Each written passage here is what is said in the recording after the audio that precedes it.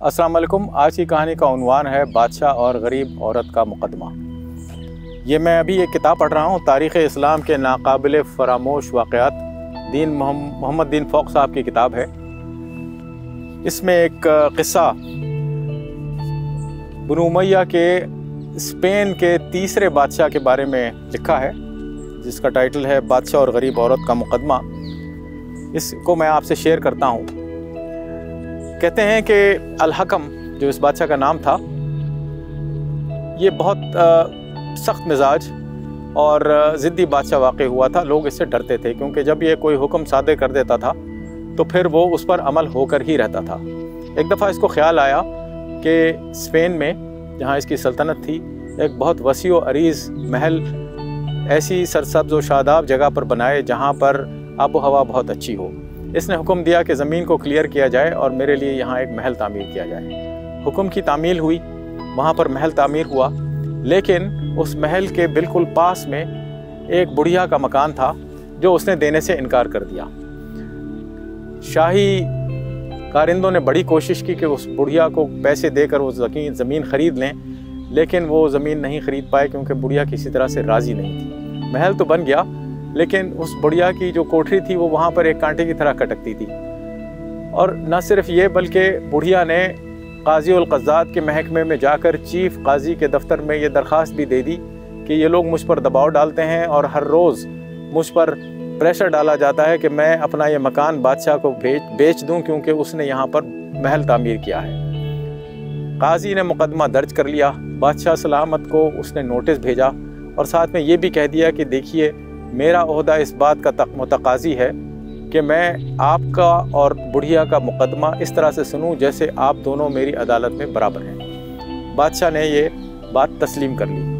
अब काजी को ये फ़िक्र लाहिक़ हुई कि वो किस तरह से बादशाह के ख़िलाफ़ ये फ़ैसला दे दे, क्योंकि बादशाह की एक रेपुटेशन थी कि वो बहुत सख्त मिजाज आदमी था और बुढ़िया बेचारी, उसका कोई सुनने वाला नहीं था।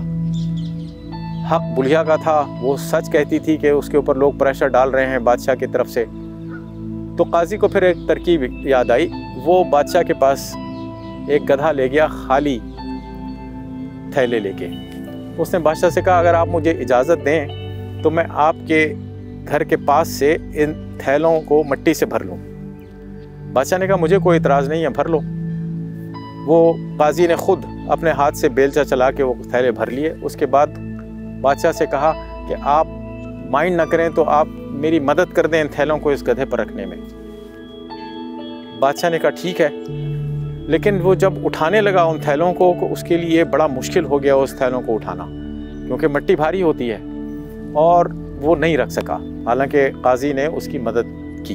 जब ये हुआ तो काजी ने बादशाह सलामत को मुखातिब किया और कहा, देखिए बादशाह सलामत, मुकदमा कल आने वाला है मेरी अदालत में। मैं आपसे एक चीज़ अर्ज़ कर दूं कि ये आप इस ज़मीन का चंद किलो का थैला उठा नहीं सके, तो आप सोचिए कि आखिरत में अगर उस बुढ़िया का मकान आपने ज़बरदस्ती ले लिया तो उस ज़मीन की जितना रकबा है उसका वज़न क्या आप उठा पाएंगे। बादशाह को बात समझ में आ गई। उसने माफ़ी मांग कर वो पूरा महल उस बुढ़िया को बख्श दिया। उसने कहा, ये तुम्हारा इलाका सब है। अब हम आज देखते हैं, कई दफ़ा हम सुनते हैं कि फ़लाने की ज़मीन पर फ़लाने ने कब्ज़ा कर लिया। ये तो बड़ा आम है। जिस शख्स ने कब्ज़ा किया वो ये नहीं सोचता कि 1 कनाल, 4 कनाल, 2 कनाल, ये जो ज़मीन उसने कब्ज़ा की है चंद दहाइयों के लिए, उसके बाद तो सबने चले जाना है। उस ज़मीन का वज़न क्या वो उठा सकेगा क़यामत में? जो उसने इल्लीगली एक्वायर की है और कब्ज़ा करके बैठा हुआ है, वो तो चला जाएगा, उसके वारिस उस ज़मीन को ले लेंगे, लेकिन उस ज़मीन का बोझ वो अपने जिस्म के ऊपर अगर बर्दाश्त करने का मुतहम्मिल है तो ये कोशिश करे, वरना इससे बाज रहे, क्योंकि ये एक ऐसी मिसाल है जिससे आप रूगर्दानी नहीं कर सकते, जिसको आप रद्द नहीं कर सकते। हम 5 किलो मिट्टी नहीं उठा सकते, हम उस 1 कनाल, 2 कनाल, 4 कनाल प्लॉट का वज़न कैसे उठा सकेंगे जो हम इल्लीगली एक्वायर करके बड़ी खुशी खुशी हम इस दुनिया में रहते हैं।